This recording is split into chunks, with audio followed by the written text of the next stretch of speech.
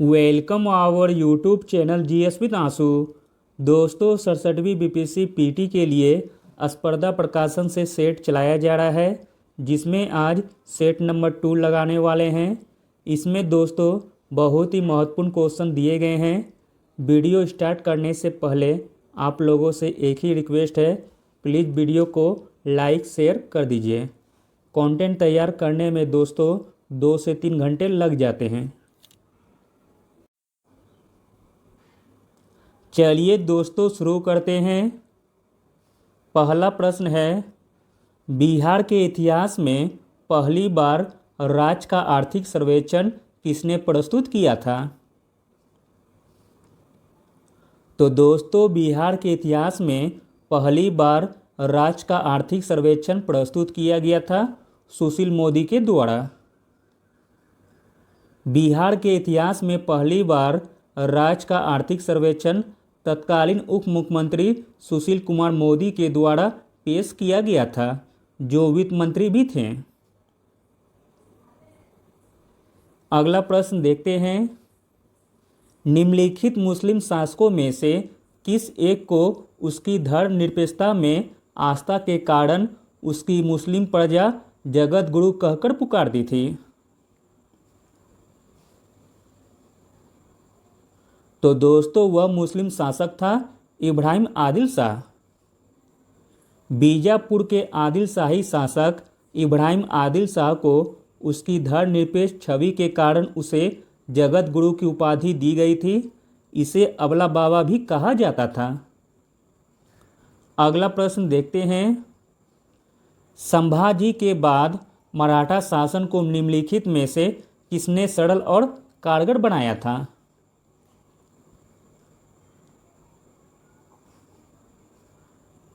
तो दोस्तों संभाजी के बाद मराठा शासन को बालाजी विश्वनाथ ने सरल और कारगर बनाया था। अगला प्रश्न देखते हैं, नव नालंदा महाविहार किसके लिए विख्यात है? तो दोस्तों नव नालंदा महाविहार विख्यात है पाली अनुसंधान संस्थान के लिए। अगला प्रश्न देखते हैं, विश्व का पहला गणतंत्र वैशाली में किसके द्वारा स्थापित किया गया था?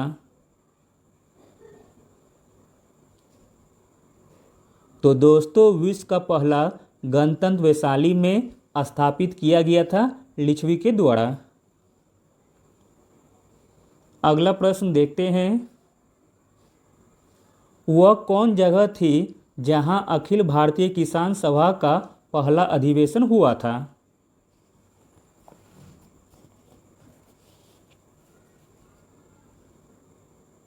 तो दोस्तों वह जगह था लखनऊ, जहां अखिल भारतीय किसान सभा का पहला अधिवेशन हुआ था। अखिल भारतीय किसान सभा का पहला अधिवेशन लखनऊ में हुआ था। 11 अप्रैल 1936 को लखनऊ में किसान सभा का गठन किया गया था।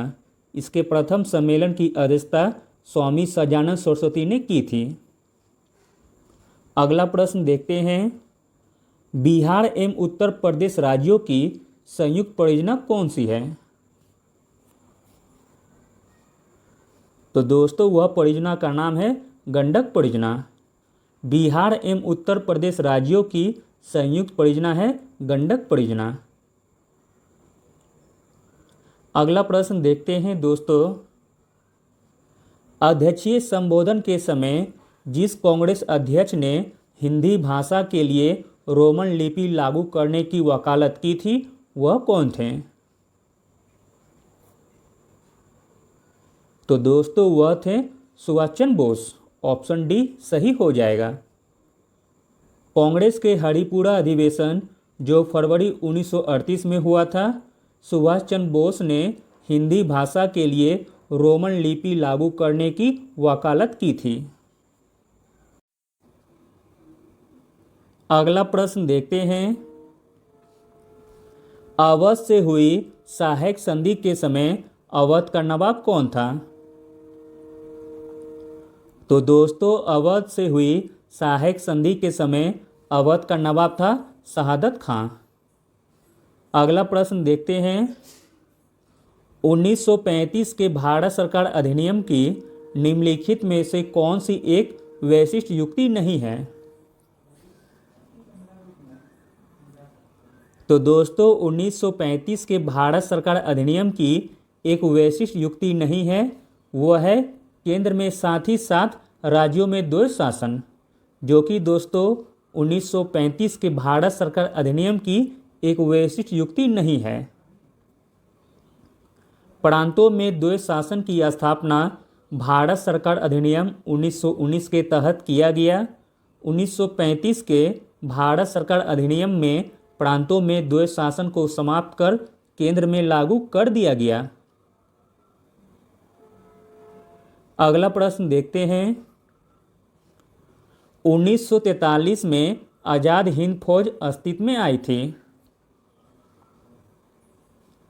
तो दोस्तों 1943 में आज़ाद हिंद फौज अस्तित्व में आई थी सिंगापुर में। आज़ाद हिंद फौज सिंगापुर में अस्तित्व में आई और 4 जुलाई 1943 को सुभाष चंद्र बोस ने आज़ाद हिंद फौज एवं इंडियन लीग की कमान संभाली। अगला प्रश्न देखते हैं, त्रिपुरा की देशी रियासत स्वतंत्रता आंदोलन में 20वीं सदी के प्रारंभ में शामिल हुई क्योंकि दोस्तों बंगाल के क्रांतिकारी त्रिपुरा में आश्रय लिए हुए थे। अगला प्रश्न देखते हैं, 1867-68 में भारत में प्रति व्यक्ति आय 20 रुपये थी। यह सर्वप्रथम किसने अभिनिश्चित किया था।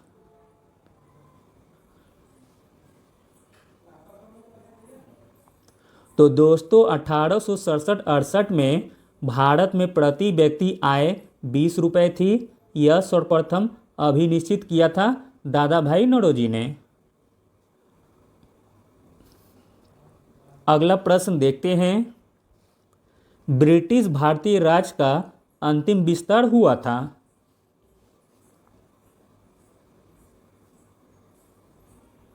तो दोस्तों ब्रिटिश भारतीय राज क्षेत्र का अंतिम विस्तार हुआ था डफरिन के समय।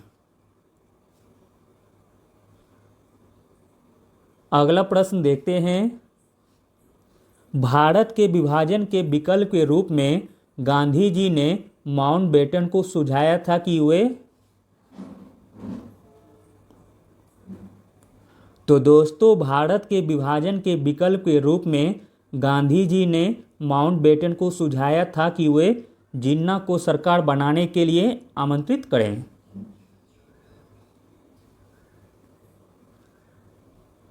अगला प्रश्न देखते हैं, सिंधु सभ्यता के लोग किस धातु से परिचित नहीं थे।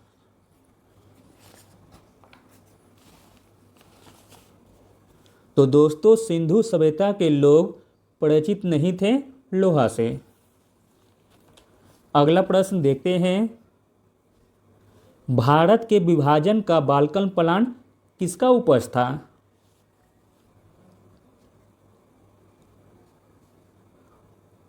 तो दोस्तों भारत के विभाजन का बाल्कन प्लान उपज था लॉर्ड माउंटबेटन का मस्तिष्क का। अगला प्रश्न देखते हैं,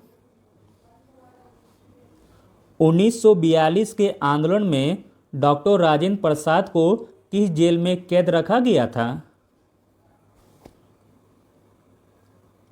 तो दोस्तों 1942 के आंदोलन में डॉक्टर राजेंद्र प्रसाद को बांकीपुर जेल में कैद करके रखा गया था। 1942 ईस्वी के भारत छोड़ो आंदोलन में डॉक्टर राजेंद्र प्रसाद, A.N. सिन्हा, महामाया प्रसाद को गिरफ्तार कर बांकीपुर जेल में रखा गया था। अगला प्रश्न देखते हैं, चंपारण नील आंदोलन के राष्ट्रीय नेता कौन थे। तो दोस्तों चंपारण नील आंदोलन के राष्ट्रीय नेता थे महात्मा गांधी। अगला प्रश्न देखते हैं, भारत की प्रथम राष्ट्रीय समाचार एजेंसी कौन सी थी। तो दोस्तों भारत की प्रथम राष्ट्रीय समाचार एजेंसी थी the free press of India. The free press of India Bharat की प्रथम राजकीय एजेंसी थी जिसकी स्थापना 1927 में मुंबई में हुई थी। अगला प्रश्न देखते हैं। ईसा पूर्व दूसरी शताब्दी के प्रारंभ में उत्तरी अफगानिस्तान में स्थापित भारत यूनान राज्य था।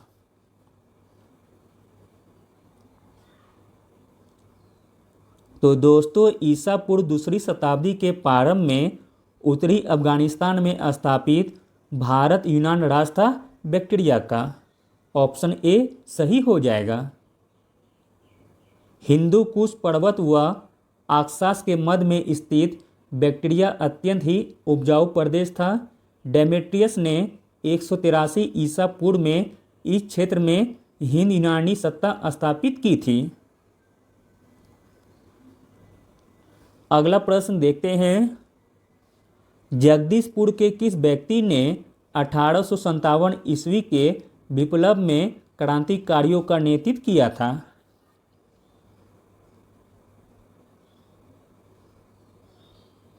तो दोस्तों जगदीशपुर के वीर कुंवर सिंह ने 1857 ईस्वी के विप्लव में क्रांतिकारियों का नेतृत्व किया था। अगला प्रश्न देखते हैं। गुप्त काल में उत्तर भारतीय व्यापार निम्नलिखित में से किस एक पतन से संचालित होता था? तो दोस्तों वह पतन का नाम था ताम्रलिप्ति।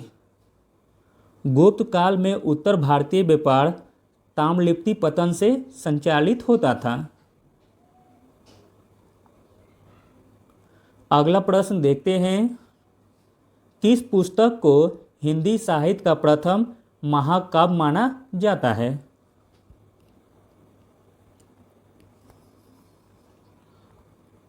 तो दोस्तों वह पुस्तक का नाम है पृथ्वीराज रासो, जिसे कि हिंदी साहित्य का प्रथम महाकाव्य माना जाता है। पृथ्वीराज रासो को हिंदी साहित्य का प्रथम महाकाव्य माना जाता है। यह वीर रस का हिंदी का सर्वश्रेष्ठ काव्य है। अगला प्रश्न देखते हैं। काव्याभिव्यक्ति के रूप में उर्दू का प्रयोग करने वाला पहला लेखक कौन था?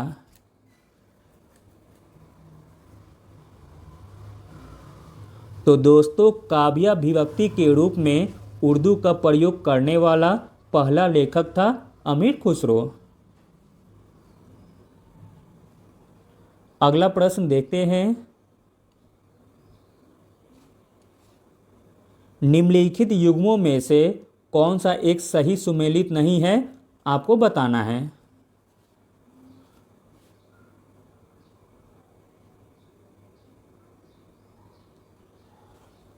तो दोस्तों इसमें जो सुमेलित नहीं है वह है option B Akbar Thomas Roe, जो कि दोस्तों गलत दिया गया है।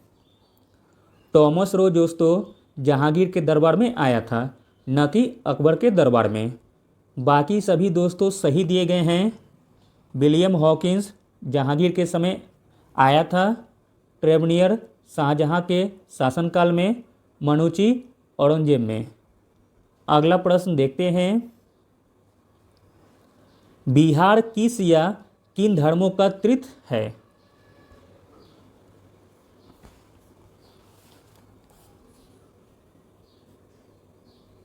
तो दोस्तों इसका राइट आंसर हो जाएगा ऑप्शन ई उपयुक्त में से एक से अधिक। बिहार दोस्तों जैन, बौद्ध, सिख यह तीनों धर्मों का प्रसिद्ध तीर्थ स्थल है अपना बिहार।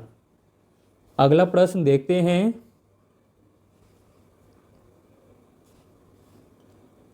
ऋग्वेद में निम्नांकित की नदियों का उल्लेख अफगानिस्तान के साथ आर्यों के संबंध का सूचक है?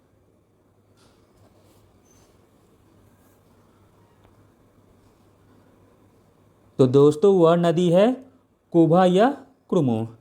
ऋग्वेद में कुभा या क्रुमु नदी का उल्लेख अफगानिस्तान के साथ आर्यों के संबंध का सूचक है।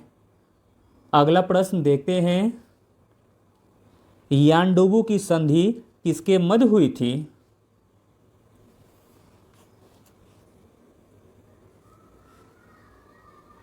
तो दोस्तों यानडुबू की संधि हुई थी दोस्तों ब्रिटिश सत्ता तथा बर्मा के मध्य। यानडुबू की संधि दोस्तों 24 फरवरी 1826 ईस्वी को हुई थी।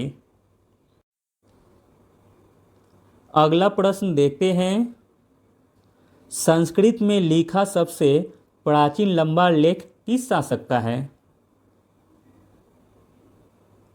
तो दोस्तों संस्कृत में लिखा सबसे प्राचीन लंबा लेख है रुद्रावन प्रथम का। शक शासक रुद्रावन प्रथम ने जूनागढ़ अभिलेख की रचना करवाई, जो संस्कृत में लिखा गया सबसे प्राचीन लंबा लेख था। यह काव्यात्मक शैली का प्रथम उदाहरण है। अगला प्रश्न देखते हैं, उस समय जब नेपोलियन की शक्ति के सामने यूरोप में साम्राज्य धाराशायी हो रहे थे, नीचे लिखे गवर्नर जनरलों में से किस एक ने भारत में ब्रिटिश पताका फहराए रखी थी?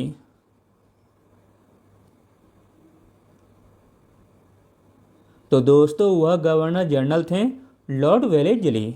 ऑप्शन सी दोस्तों सही हो जाएगा। अगला प्रश्न देखते हैं, निम्न में से कौन सा विद्रोह औरंगजेब के समय नहीं हुआ था?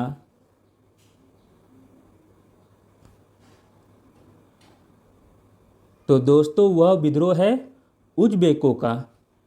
उज़्बेकों का विद्रोह दोस्तों औरंगजेब के समय नहीं हुआ था। उज़्बेकों का विद्रोह 1564 में अकबर के समय हुआ था। यह अकबर के समय का पहला विद्रोह था। अगला प्रश्न देखते हैं, निम्नलिखित भारतीय नेताओं में से कौन एक ब्रिटिश द्वारा इंडियन सिविल सर्विसेज से बर्खास्त किया गया था? तो दोस्तों वह भारतीय नेता थे सुरेंद्रनाथ बनर्जी। भारतीय नेताओं में से सुरेंद्रनाथ बनर्जी को ब्रिटिश द्वारा इंडियन सिविल सर्विस से बर्खास्त किया गया था। अगला प्रश्न देखते हैं, बिहार सरकार प्रत्येक वर्ष 23 अप्रैल को विजय दिवस के रूप में किस महान शहीद को श्रद्धांजलि अर्पित करने के लिए मनाती है?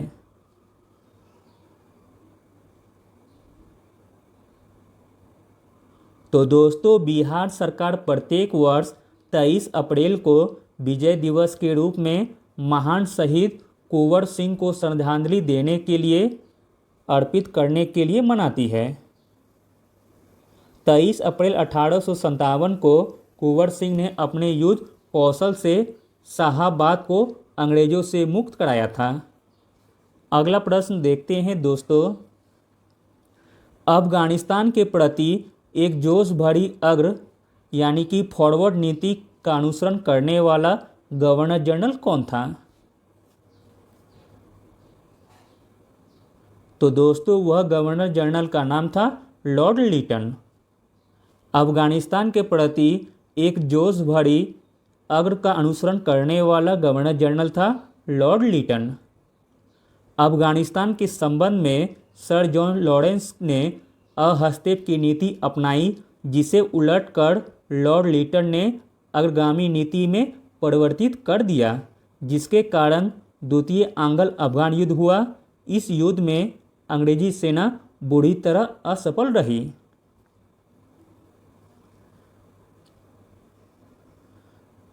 अगला प्रश्न देखते हैं दोस्तों, क्रांतिकारियों के एक गुप्त समाज अभिनव भारत का गठन किसने किया था?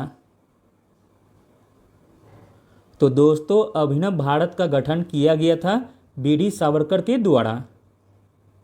बी.डी. सावरकर ने 1904 ईस्वी में नासिक में मित्र मेला नामक संस्था की स्थापना की थी, जो मैजनी के यंग इटली के नमूने पर अभिनव भारत में परिवर्तित हो गई थी।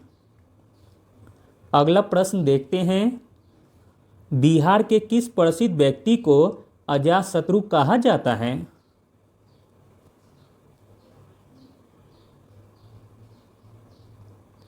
तो दोस्तों बिहार का वह प्रसिद्ध व्यक्ति का नाम है डॉक्टर राजेंद्र प्रसाद, जिसे कि अजातशत्रु कहा जाता है।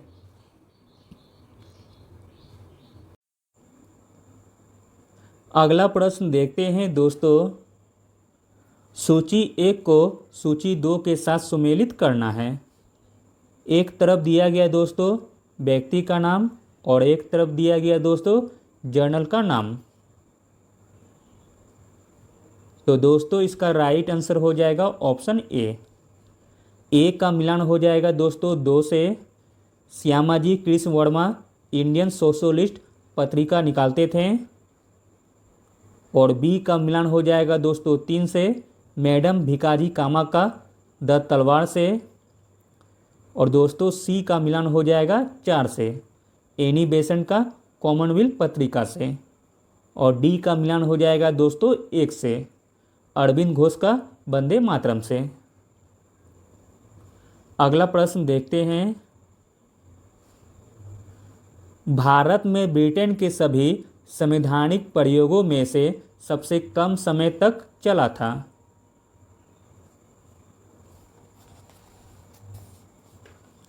तो दोस्तों भारत में ब्रिटेन के सभी संवैधानिक प्रयोगों में से सबसे कम समय तक चला था 1909 का इंडियन काउंसिल एक्ट।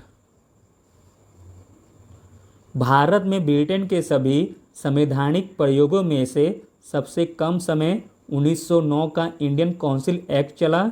1909 के भारतीय परिषद अधिनियम के तहत पहली बार मुसलमानों के लिए पृथक निर्वाचन की व्यवस्था की गई थी। अगला प्रश्न देखते हैं, काफ़ी इम्पोर्टेंट क्वेश्चन है। किस भारतीय राष्ट्रवादी नेता ने जर्मनी और ब्रिटेन के बीच युद्ध को ऐसे ईश्वर प्रदत्त अवसर के रूप में देखा जिसमें भारतीयों को उस स्थिति का अपने हित में लाभ उठाने का मौका मिला?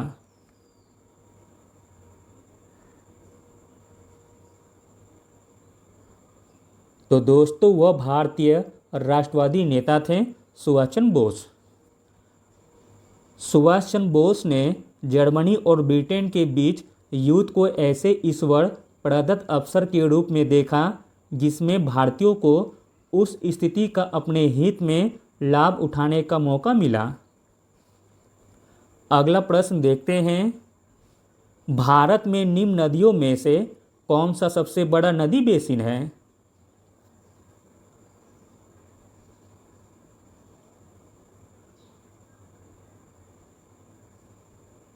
तो दोस्तों भारत की वह नदी है गंगा नदी, जिनका सबसे बड़ा नदी बेसिन है। भारतीय नदियों में से गंगा नदी सबसे बड़ी नदी बेसिन है। इसके विशाल बेसिन में देश के 1/4 जल संसाधन मौजूद हैं। अगला प्रश्न देखते हैं, निम्नलिखित नदियों में से कौन सी नासिक पहाड़ियों से निकलती है और बंगाल की खाड़ी में आकर मिलती है? तो दोस्तों वह नदी हो जाएगी गोदावरी नदी, जो नासिक पहाड़ियों से निकलती है और बंगाल की खाड़ी में आकर मिलती है। अगला प्रश्न देखते हैं, अगला प्रश्न है दोस्तों, भारत में भूमि उपयोग वर्गीकरण का सन्निकट निरूपण निम्नलिखित में से कौन सा है?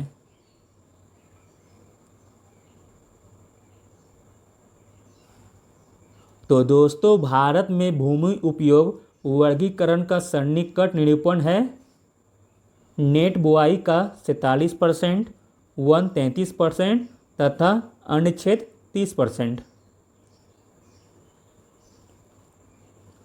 अगला प्रश्न देखते हैं दोस्तों, निम्न में से किस नदी को शोक की नदी भी कहा जाता है? तो दोस्तों दामोदर नदी को शोक की नदी भी कहा जाता है। दामोदर नदी को शोक की नदी भी कहा जाता है। यह झारखंड की सबसे बड़ी व लंबी नदी है। इसे बंगाल का शोक एवं देव के नाम से जाना जाता था। यह झारखंड की सर्वाधिक प्रदूषित नदी है।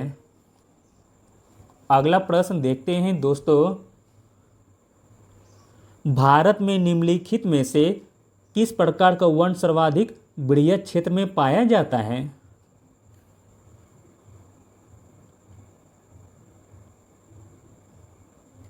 तो दोस्तों भारत में उष्णकटिबंधीय आर्द्र पर्णपाती वन सर्वाधिक वृहत क्षेत्र में पाया जाता है। अगला प्रश्न देखते हैं। अनाज की फसल की खेती करने के बाद दलहन फसल को उगाने से मिट्टी में डैश बढ़ जाता है।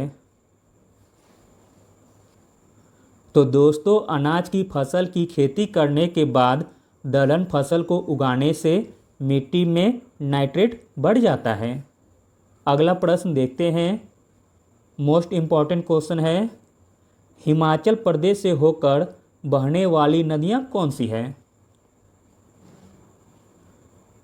तो दोस्तों हिमाचल प्रदेश से होकर बहने वाली नदियां हैं ब्यास नदी, चेनाब नदी, रावी नदी, सतलज नदी तथा यमुना नदी। अगला प्रश्न देखते हैं दोस्तों। ओक, एस और बीच पेड़ इनमें से किस वनों में उगते हैं? तो दोस्तों ओक, एस और बीच पेड़ उगते हैं शीतोष्ण पर्णपाती वन में। अगला प्रश्न देखते हैं। उत्तर दक्षिण कॉरिडोर किसको जोड़ता है? तो दोस्तों उत्तर दक्षिण कॉरिडोर जोड़ता है श्रीनगर से कन्याकुमारी को। अगला प्रश्न देखते हैं। धड़ाई बांध कहाँ स्थित है? तो दोस्तों धड़ाई बांध स्थित है गुजरात में। अगला प्रश्न देखते हैं। इनमें से कौन सा शहर पाकिस्तान में नहीं है?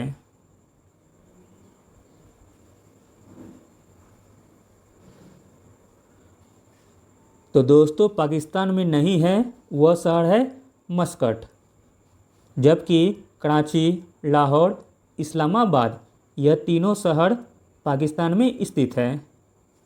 अगला प्रश्न देखते हैं। निम्न झीलों में से कौन सा नमकीन पानी का झील है? तो दोस्तों इसमें नमकीन पानी का झील हो जाएगा सांभर झील, जो कि राजस्थान में स्थित है। अगला प्रश्न देखते हैं।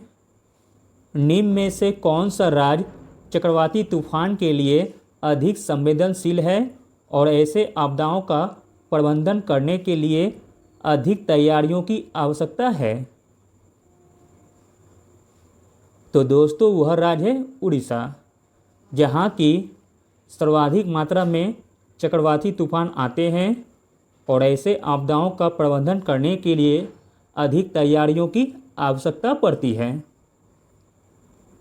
अगला प्रश्न देखते हैं।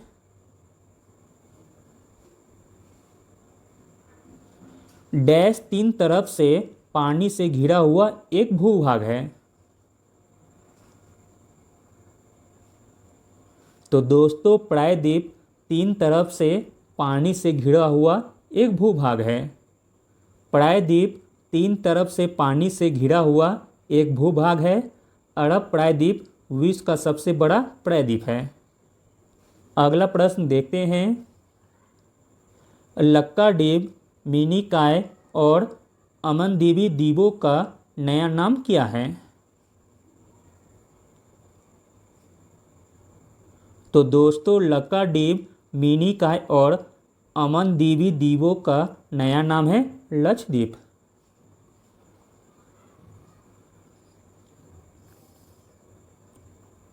अगला प्रश्न देखते हैं दोस्तों।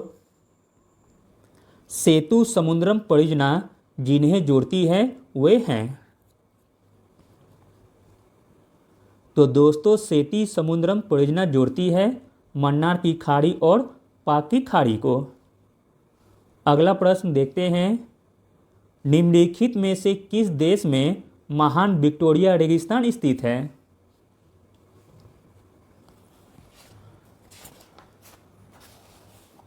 तो दोस्तों महान विक्टोरिया रेगिस्तान स्थित है ऑस्ट्रेलिया देश में। अगला प्रश्न देखते हैं, इनमें से कौन सा बांध कृष्णा नदी पर बना है? तो दोस्तों श्रीशैलम बांध जो कि कृष्णा नदी पर बनाया गया है। श्रीशैलम बांध श्री कृष्ण मंदिर के पास आंध्र प्रदेश के कुर्नूल जिले में कृष्णा नदी में बना है। यहाँ देश में दूसरा सबसे बड़ी क्षमता वाली पनबिजली स्टेशन है। अगला प्रश्न देखते हैं दोस्तों, चक्रवात की निगरानी इनकी सहायता से की जाती है। तो दोस्तों चक्रवात की निगरानी की जाती है उपग्रहों की सहायता से। अगला प्रश्न देखते हैं, किस देश को आग और बर्फ की भूमि के रूप में जाना जाता है?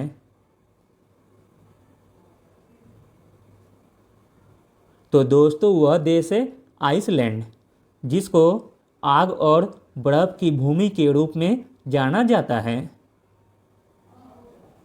अगला प्रश्न देखते हैं, भारत का राष्ट्रीय जलीय जीव कौन सा है?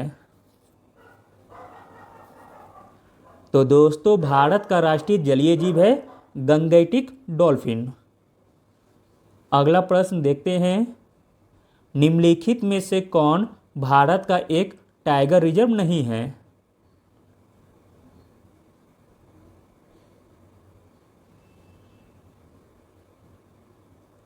तो दोस्तों इसमें टाइगर रिजर्व नहीं है, वह है गिर राष्ट्रीय उद्यान।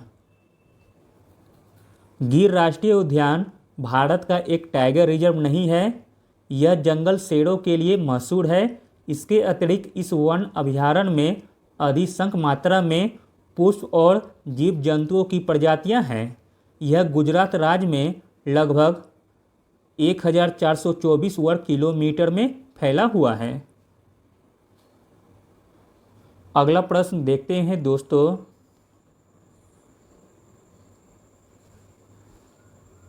डैश को सबसे प्राचीन ग्रीक माना जाता है जिसने सर्वप्रथम विश्व का नक्शा तैयार किया था।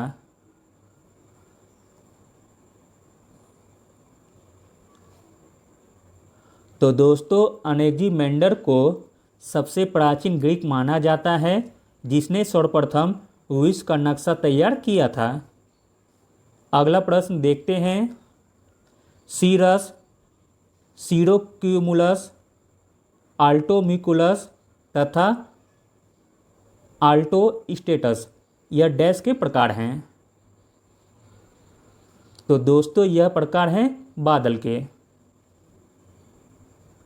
अगला प्रश्न देखते हैं, निम्नलिखित में से कौन सी मृदा कपास उत्पादन के लिए आदर्श है? तो दोस्तों कपास उत्पादन के लिए आदर्श मिट्टी है काली मिट्टी। अगला प्रश्न देखते हैं, निम्न में से कौन से फसल का उपयोग भोजन और चारा दोनों के रूप में किया जा सकता है?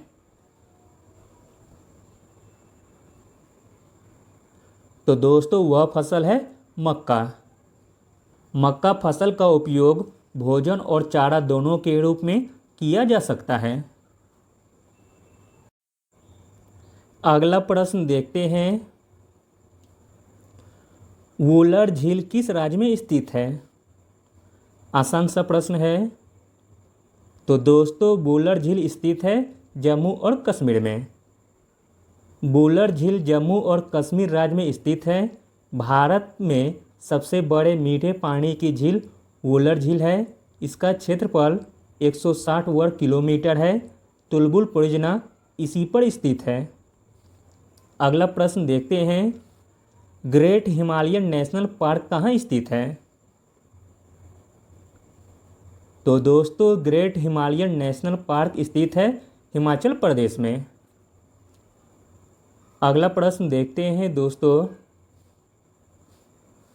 खाद्यान्न फसलों के संदर्भ में निम्नलिखित कथनों में से कौन सा असत्य है?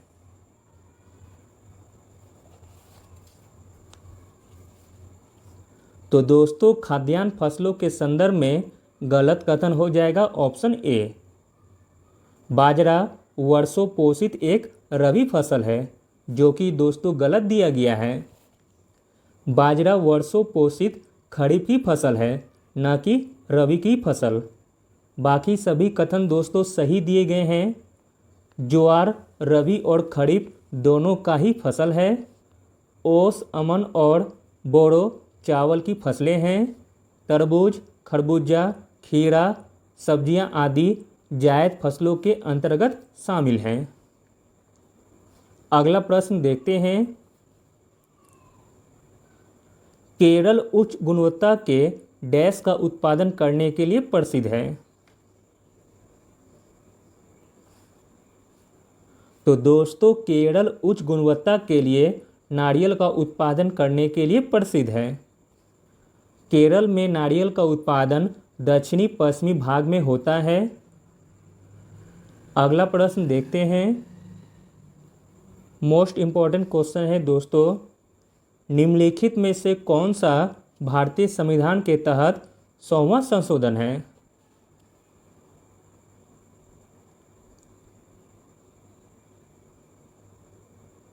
तो दोस्तों 100वां संशोधन संबंधित है भूमि सीमा समझौते विधेयक पारित किए जाने से। 1 अगस्त 2015 को भारत और बांग्लादेश के बीच हुई भूमि सीमा संधि के लिए संविधान में 100वां संशोधन किया गया।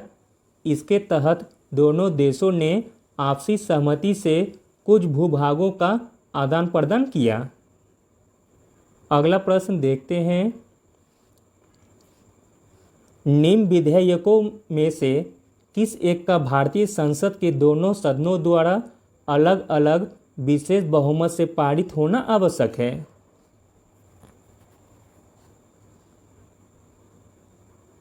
तो दोस्तों वह विधेयक है संविधान संशोधन विधेयक। संविधान संशोधन विधेयक को दोनों सदनों द्वारा अलग अलग विशेष बहुमत से पारित होना आवश्यक है। अगला प्रश्न देखते हैं। डैश सरकार में शक्ति 2 या अधिक राजनीतिक दलों द्वारा साझी की जाती है। तो दोस्तों गठबंधन सरकार में शक्ति 2 या अधिक राजनीतिक दलों द्वारा साझी की जाती है। 2 या 2 से अधिक राजनीतिक पार्टियों द्वारा जब सत्ता प्राप्ति के लिए आपसी समझौते किया जाता है तो उसे गठबंधन कहते हैं।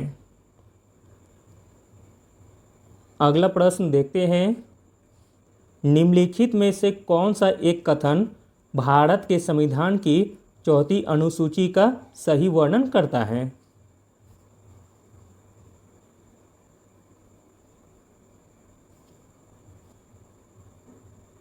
तो दोस्तों भारत के संविधान की 4वीं अनुसूची में वर्णन किया गया है। इसमें राज्यसभा में स्थानों के आवंटन से संबंधित उपबंध किए गए हैं। अगला प्रश्न देखते हैं। उच्च न्यायालय के न्यायाधीशों के पेंशन दिए जाते हैं।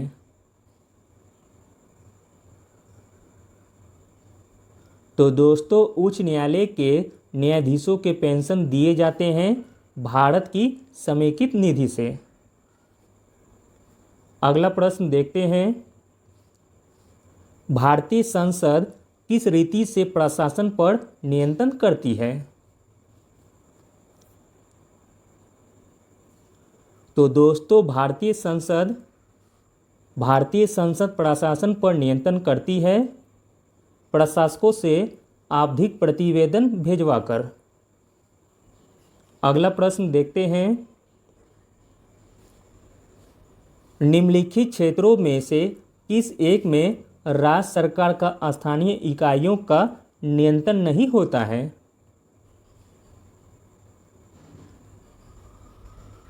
तो दोस्तों वह क्षेत्र है नागरिकों की शिकायतें। नागरिकों की शिकायतें एक में राज्य सरकार का स्थानीय इकाइयों का नियंत्रण नहीं होता है। अगला प्रश्न देखते हैं। निम्नलिखित में से कौन सा एक पंचशील का सिद्धांत नहीं है?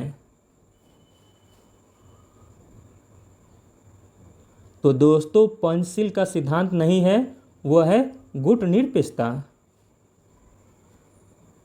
अगला प्रश्न देखते हैं। B.R. अम्बेडकर का संविधान सभा में निर्वाचन हुआ था। तो दोस्तों B.R. अम्बेडकर का संविधान सभा में निर्वाचन हुआ था पश्चिम बंगाल से। अगला प्रश्न देखते हैं। निम्नलिखित में से कौन सा भारत के राष्ट्रपति के निर्वाचन गण का तो भाग है लेकिन उसके महाभियोग अभिकरण का भाग नहीं है? तो दोस्तों वह है राज्यों की विधानसभाएं, जो भारत के राष्ट्रपति के निर्वाचन गण का तो भाग है लेकिन उसके महाभियोग अभिकरण का भाग नहीं है। अगला प्रश्न देखते हैं। अब उन उद्योगों की संख्या जिनके लिए औद्योगिक लाइसेंस की आवश्यकता होती है घटकर यह कितनी हो गई है?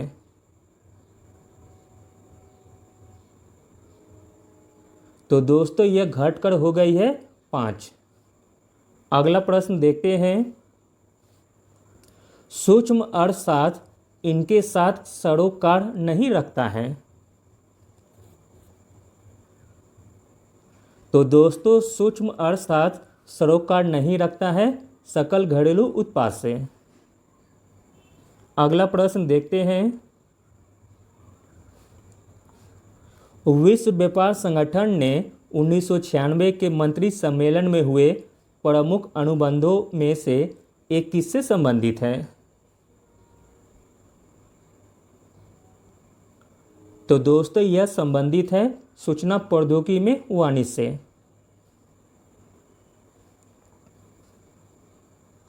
अगला प्रश्न देखते हैं। भारत में मुद्रास्फीति मापी जाती है। तो दोस्तों भारत में मुद्रास्फीति मापी जाती है थोक मूल्य सूचकांक के द्वारा। अगला प्रश्न देखते हैं। मांग इसका एक कार्य है। तो दोस्तों मांग कार्य है मूल्य का। अगला प्रश्न देखते हैं। आपूर्ति के कानून के मुताबिक एक वस्तु का आपूर्ति वक्र चला जाता है। तो दोस्तों आपूर्ति के कानून के मुताबिक एक वस्तु का आपूर्ति वक्र चला जाता है बाएं से दाएं। अगला प्रश्न देखते हैं। इनमें से कौन सी समाजवादी अर्थव्यवस्था की एक विशेषता नहीं है?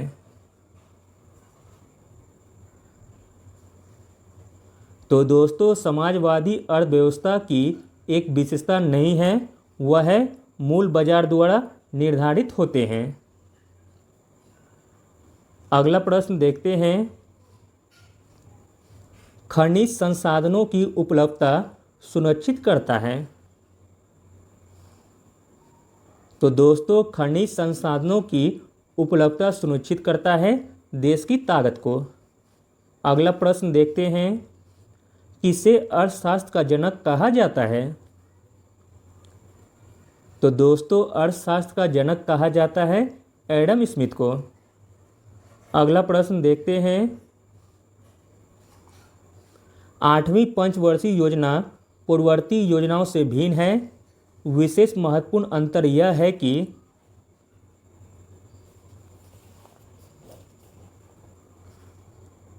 तो दोस्तों 8वीं पंचवर्षीय योजना पूर्ववर्ती योजनाओं से भिन्न है। विशेष महत्वपूर्ण अंतर यह है कि अधोसंरचना विकास के लिए पर्याप्त बल दिया गया है। 8वीं पंचवर्षीय योजना जिसका कार्यकाल था 1992 से लेकर 1997 में विकास की गति को बढ़ाने के लिए आधारभूत संरचना पर पर्याप्त बल दिया गया था।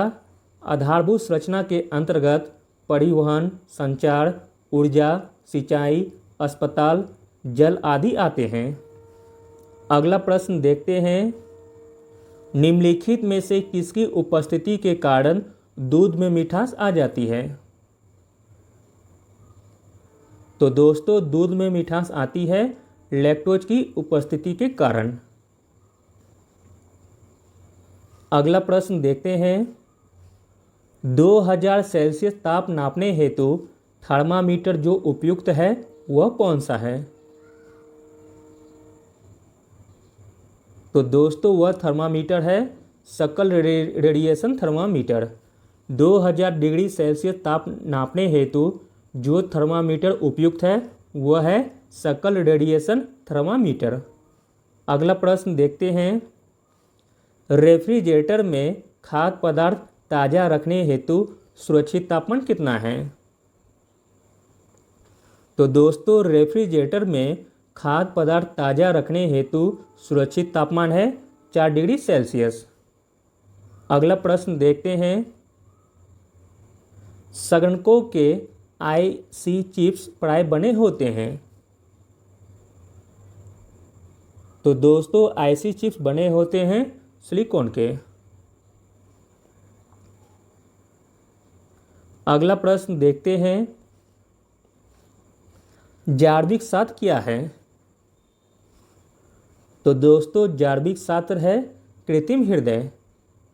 अगला प्रश्न देखते हैं, एक मानव कोशिकाओं में गुणसूत्र की कुल संख्या कितनी है? तो दोस्तों एक मानव कोशिकाओं में गुणसूत्र की कुल संख्या है 46। अगला प्रश्न देखते हैं, माइकोलॉजी में क्या अध्ययन किया जाता है? तो दोस्तों माइकोलॉजी में अध्ययन किया जाता है फफूंद का। अगला प्रश्न देखते हैं, महाधान यानी कि सुपर राइस विकसित किया गया है। बहुत ही इम्पोर्टेंट क्वेश्चन है। तो दोस्तों महाधान सुपर राइस विकसित किया गया है डॉक्टर जीएस खुश ने। जीएस खुश ने महाधान यानी कि सुपर राइस विकसित किया था। अगला प्रश्न देखते हैं, एक फाउंटेन पेन कैसे काम करता है? तो दोस्तों एक फाउंटेन पेन काम करता है कोशिका क्रियाओं के द्वारा। अगला प्रश्न देखते हैं, निम्न में से कौन सी बैटरी एकल प्रयोग प्रकार की है?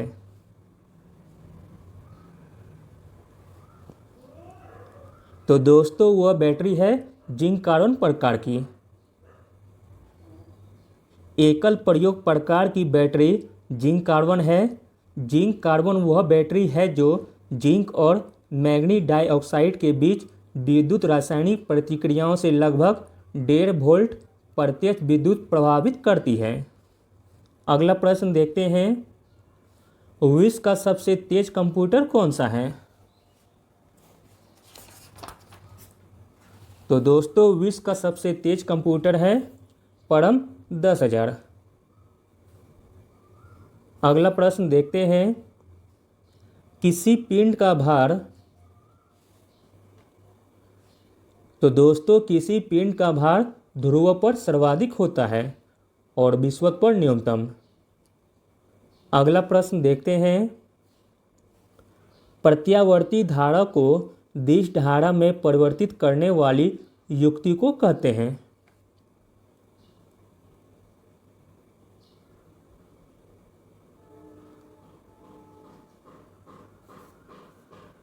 तो दोस्तों प्रत्यावर्ती धारा को दिश धारा में परिवर्तित करने वाली युक्ति को कहते हैं रेक्टिफायर। अगला प्रश्न देखते हैं,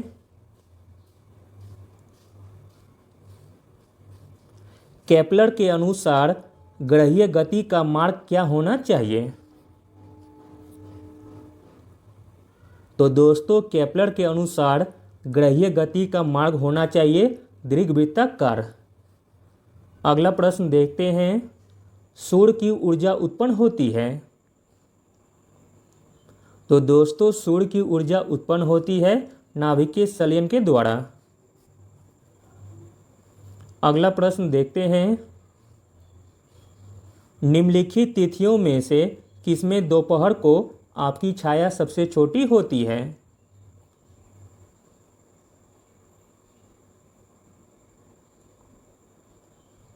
तो दोस्तों वह तिथि है 21 जून को। 21 जून को आपकी छाया सबसे छोटी होती है। 21 जून के दिन दोपहर में सूर्य का आकाश में आभासी गमन बीचों बीच होता है, जिसके कारण हमारी छाया की लंबाई न्यूनतम होती है।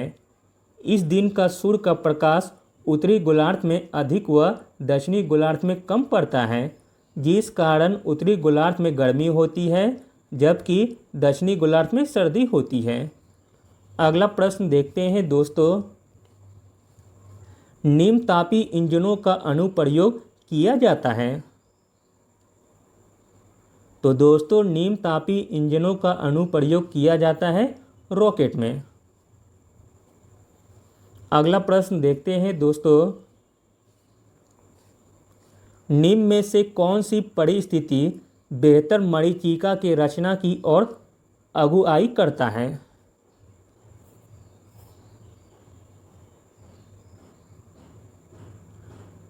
तो दोस्तों वह बेहतर परिस्थिति है दृष्टि रेखा से नीचे की हवा उसके ऊपर की हवा से ज़्यादा गर्म होती है।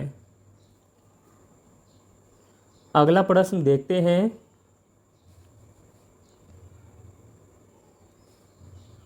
जीवाश्म ईंधन में कौन सा तत्व उच्च मात्रा में मौजूद है। तो दोस्तों जीवाश्म ईंधन में उच्च मात्रा में मौजूद है कार्बन। जीवाश्म ईंधन में कार्बन तत्व उच्च मात्रा में विद्यमान रहता है। जीवाश्म ईंधन कई वर्षों पहले बना एक प्रकार का प्राकृतिक ईंधन है। अगला प्रश्न देखते हैं, प्रदीप्ति नली में सामान्यतः सर्वाधिक प्रयोग होने वाली वस्तु कौन सी है।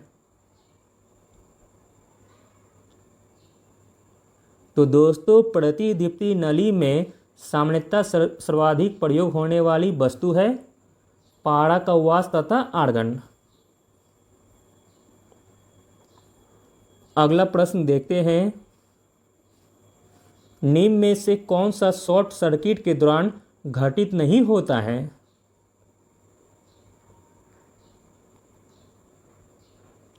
तो दोस्तों शॉर्ट सर्किट के दौरान घटित नहीं होता है वह है विद्युत धारा में अचानक कमी। जबकि जब प्रतिरोध न्यूनतम पर पहुंच जाता है वोल्टेज में अचानक वृद्धि होती है। जब सजीव तार उदासीन तार को छूती है। यह तीनों घटना दोस्तों शॉर्ट सर्किट के दौरान घटित होती है। अगला प्रश्न देखते हैं, लगातार मेहनत करने के पश्चात थकावट का अनुभव होता है। तो दोस्तों लगातार मेहनत करने के पश्चात थकावट का अनुभव होता है लैक्टिक अम्ल के संचयन से। अगला प्रश्न देखते हैं, किसी कंप्यूटर की मेमोरी सामान्यतः किलोबाइट अथवा मेगाबाइट के रूप में व्यक्त किया जाता है। एक बाइट बना होता है। तो दोस्तों एक बाइट बना होता है 8 द्विआधारी अंकों से। 8 बिट मिलकर एक बाइट के बराबर होता है। अगला प्रश्न देखते हैं, पानी से भरे गिलास में रखा नींबू बड़ा और उभरा हुआ लगता है। यह किस घटना की वजह से है। तो दोस्तों वह घटना का नाम है प्रकाश का अपवर्तन। पानी से भरे गिलास में रखा नींबू बड़ा और उभरा हुआ लगता है। यह प्रकाश की अपवर्तन की वजह से होता है। एक माध्यम से दूसरे माध्यम में पहुंचने वाली तरंग की गति की दिशा में परिवर्तन हो जाता है जिसे अपवर्तन कहते हैं। अगला प्रश्न देखते हैं, वाइट वॉशिंग के 2 से 3 दिनों के बाद दीवारों पर चमकदार सज्जा दिखाई देती है। ऐसा किसके निर्माण के कारण होता है। तो दोस्तों ऐसा होता है कैल्शियम कार्बोनेट के निर्माण के कारण। अगला प्रश्न देखते हैं, निम्नलिखित में से कौन अस्थायी पारिस्थितिकी तंत्र का एक उदाहरण है। तो दोस्तों अस्थायी पारिस्थितिकी तंत्र का एक उदाहरण हो जाएगा वर्षा भरित तालाब। अस्थायी पारिस्थितिकी तंत्र का उदाहरण वर्षा जल से भरित तालाब है। तालाब पारिस्थितिकी तंत्र का एक कृत्रिम उदाहरण है। प्राकृतिक पारिस्थितिकी तंत्र के अंतर्गत अस्थायी पारिस्थितिकी तंत्र का उदाहरण हो जाएगा वन, मरुस्थल, टुंड्रा इत्यादि। अगला प्रश्न देखते हैं। मसालेदार और वसा युक्त भोजन करने के बाद कभी कभी हमें पेट में दर्द और जलन होती है। इनमें से किसका सेवन करके इस दर्द या जलन का उपचार किया जा सकता है?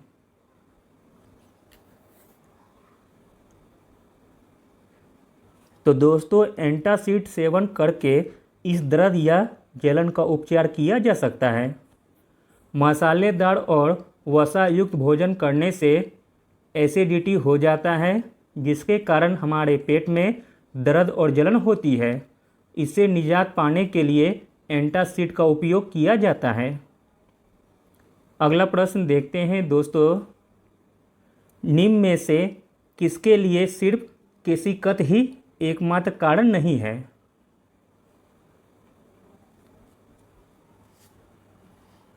तो दोस्तों वह हो जाएगा पौधों की जड़ों से पानी का ऊपर उठकर तनों तक पहुंचना। पौधों की जड़ों से पत्तियों तक पानी को पहुंचाने में परासरण एवं परासरण दाब का विशेष योगदान होता है। अगला प्रश्न देखते हैं। कांच, साबुन और कागज उद्योगों के साथ ही पानी की अस्थायी कठोरता हटाने के लिए किस यौगिक का इस्तेमाल किया जाता है? तो दोस्तों कांच, साबुन और कागज उद्योगों के साथ ही पानी की अस्थायी कठोरता हटाने के लिए ब्लीचिंग पाउडर का इस्तेमाल किया जाता है। अगला प्रश्न देखते हैं। सामान्यतः जब कपड़े पर लगी पानी कढ़ी के दाग को साबुन से रगड़ा जाता है तो एक भूरे लाल रंग का हो जाता है। यह इसलिए होता है कि क्योंकि दोस्तों कढ़ी में हल्दी होता है जो साबुन में मौजूद क्षार के संपर्क में आकर भूरे लाल रंग की हो जाती है। अगला प्रश्न देखते हैं। किस गुप्त सम्राट ने हुनों को पराजित किया था? तो दोस्तों वह गुप्त सम्राट का नाम है स्कंदगुप्त, जिसने हुनों को पराजित किया था। अगला प्रश्न देखते हैं दोस्तों। कबूलियत एवं पट्टा प्रथा की शुरुआत किसने की थी? तो दोस्तों कबूलियत एवं पट्टा प्रथा की शुरुआत की थी शेरशाह सूरी ने। अगला प्रश्न देखते हैं। मगध की प्रारंभिक राजधानी कौन सी थी? तो दोस्तों मगध की प्रारंभिक राजधानी थी राजगिरी या गिरिवर्ज। अगला प्रश्न देखते हैं। मोस्ट इम्पॉर्टेंट क्वेश्चन है। मिथिला रामायण लिखने का श्रेय किसे दिया जाता है? तो दोस्तों मिथिला रामायण लिखने का श्रेय दिया जाता है चंद्रा झा जी को। चंद्रा झा को मिथिला रामायण लिखने का श्रेय प्राप्त है। इनका जन्म 1831 ईस्वी में दरभंगा जिले के पिंडराछू गांव में हुआ था। अगला प्रश्न देखते हैं। लॉर्ड सत्येंद्र प्रसाद सिन्हा को 1921 ईस्वी में कहाँ के गवर्नर पद से त्यागपत्र दिया था? तो दोस्तों लॉर्ड सत्येंद्र प्रसाद सिन्हा ने 1921 ईस्वी में बिहार तथा उड़ीसा के गवर्नर पद से त्यागपत्र दिया था। लॉर्ड सत्येंद्र प्रसाद सिन्हा बिहार उड़ीसा के प्रथम भारतीय गवर्नर जनरल थे। 1919 ईस्वी के भारत सरकार अधिनियम के अंतर्गत स्थापित बिहार सरकार के गवर्नर के रूप में 29 दिसंबर 1920 को उन्होंने यह ग्रहण किया। उन्होंने 1921 ईस्वी में इस पद से त्यागपत्र दे दिया था। अगला प्रश्न देखते हैं दोस्तों। महावीर स्वामी का जन्म कहाँ हुआ था?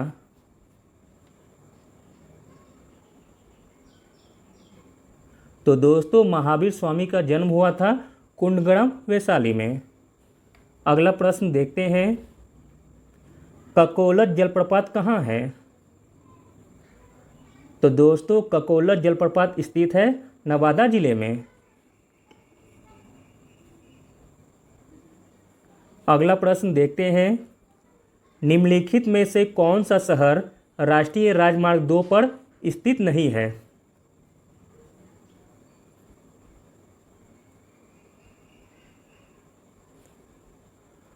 तो दोस्तों वह शहर हो जाएगा पटना, जो कि राष्ट्रीय राजमार्ग 2 पर स्थित नहीं है। पटना शहर राष्ट्रीय राजमार्ग 2 पर स्थित नहीं है। बिहार में NH2 बढ़ई, शेरघाटी, डेहरी ऑन सोन, औरंगाबाद, मोहनिया एवं सासाराम से गुजरता है। इस राष्ट्रीय राजमार्ग में बिहार की कुल लंबाई लगभग 392 किलोमीटर है। अगला प्रश्न देखते हैं, जनगणना 2011 के अनुसार बिहार में कुल जनसंख्या का कितना % ग्रामीण जनसंख्या है?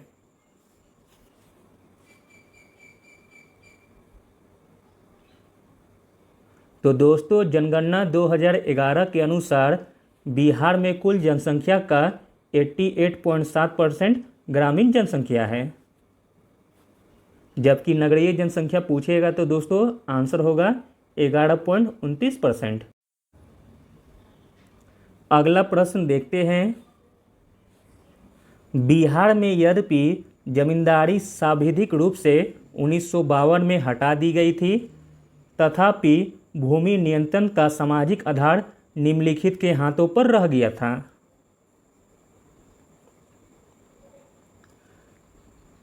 तो दोस्तों बिहार में यद्यपि जमींदारी सांविधिक रूप से 1952 में हटा दी गई थी, तथापि भूमि नियंत्रण का सामाजिक आधार रह गया था प्रधान जाति के हिंदू लोग पर। बिहार में यद्यपि जमींदारी सांविधिक रूप से 1952 में हटा दी गई थी, तथापि भूमि नियंत्रण का सामाजिक आधार प्रधान जाति के हिंदू के हाथों में रह गया था। अगला प्रश्न देखते हैं, लोकसभा के निर्वाचित सदस्यों की अधिकतम संख्या हो सकती है? तो दोस्तों लोकसभा के निर्वाचित सदस्यों की अधिकतम संख्या हो सकती है 550। अगला प्रश्न देखते हैं, राज्यसभा के 1/3 सदस्य प्रति। तो दोस्तों राज्यसभा के 1/3 सदस्य प्रति 2 वर्ष पर सेवानिवृत्त हो जाते हैं। अगला प्रश्न देखते हैं, राष्ट्रपति संसद के दोनों सदनों को एक साथ संबोधित करते हैं। तो दोस्तों राष्ट्रपति संसद के दोनों सदनों को एक साथ संबोधित करते हैं प्रत्येक वर्ष के प्रथम सत्र के आगमन पर। अगला प्रश्न देखते हैं,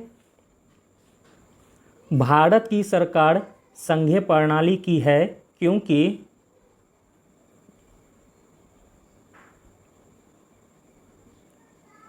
तो दोस्तों भारत की सरकार संघीय प्रणाली की है क्योंकि संघीय विधायिका द्विस्तरीय है, संविधान सर्वोपरि है तथा यहाँ स्वतंत्र न्यायपालिका है। तो दोस्तों इसका राइट आंसर हो जाएगा ऑप्शन ए 1, 3 और 4। अगला प्रश्न देखते हैं, भारतीय रक्षा सेनाओं का सुप्रीम कमांडर कौन है? तो दोस्तों भारतीय रक्षा सेनाओं का सुप्रीम कमांडर है भारत का राष्ट्रपति। अगला प्रश्न देखते हैं, विश्व व्यापार संगठन कब अस्तित्व में आया था?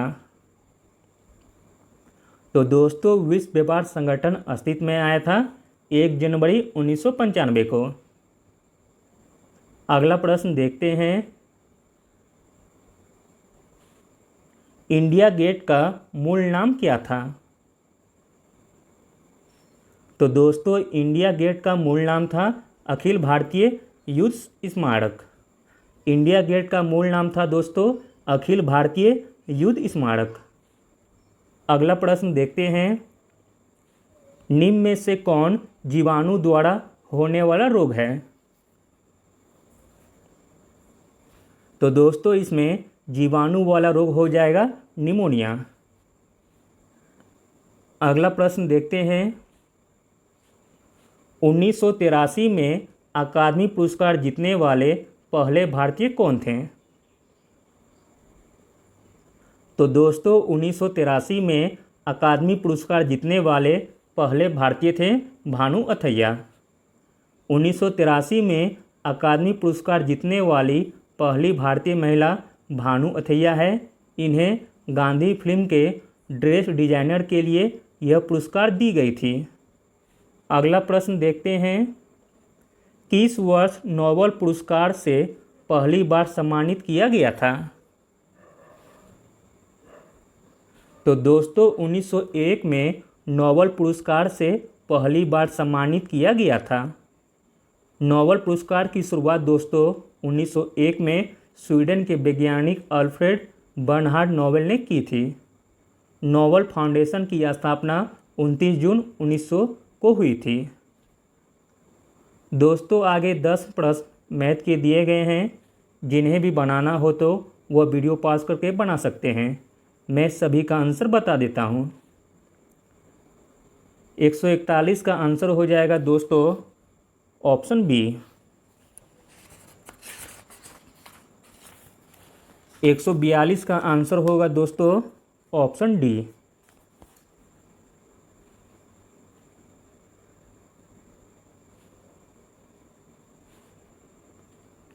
143 का आंसर हो जाएगा ऑप्शन बी। 144 का आंसर होगा दोस्तों ऑप्शन डी।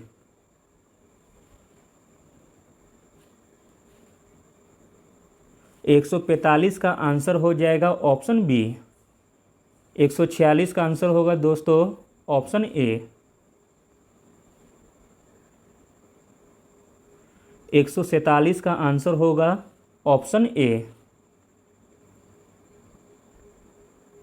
148 का आंसर हो जाएगा ऑप्शन बी। 149 का आंसर होगा दोस्तों ऑप्शन डी। और लास्ट 150 का आंसर हो जाएगा ऑप्शन सी। Thank you.